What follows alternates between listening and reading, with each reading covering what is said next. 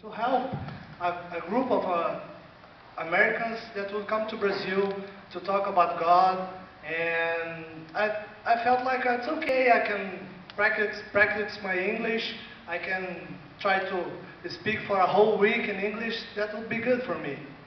And I saw amazing things happening for that week, that entire week. And the group of you guys came back to America, but the seed was there. The seed was planted in my heart. I went to another church, not a Baptist church, another church, to a Bible study in English, again, just to practice my English, to start to learn more English. And it was very good because at the time I didn't know the difference between Old and New Testament.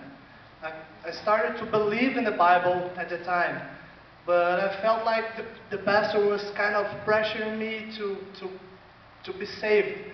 And at the time I believed that I didn't need to be saved because I was a good guy and I wasn't doing something wrong.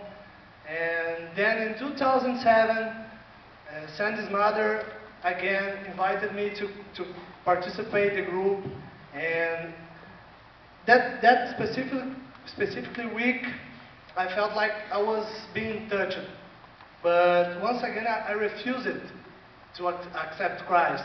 But I remember one specific night when Mr. Mark, he was in the top of the bus.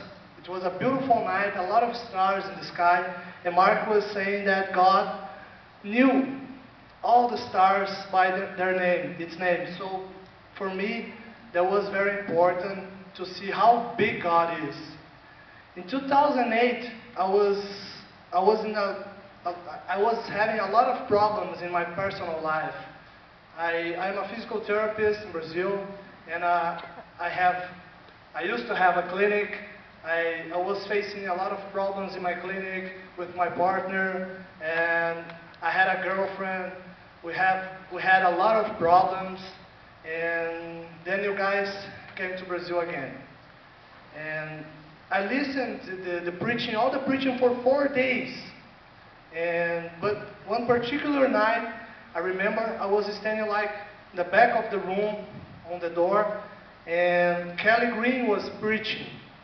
And I felt really touched by what he was saying.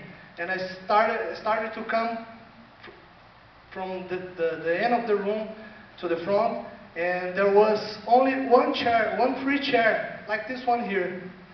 I came down and sat down, and I started to pay attention on Kelly Green. And that night I confessed it with my mouth that Jesus Christ is my Savior and my Lord. And from that day,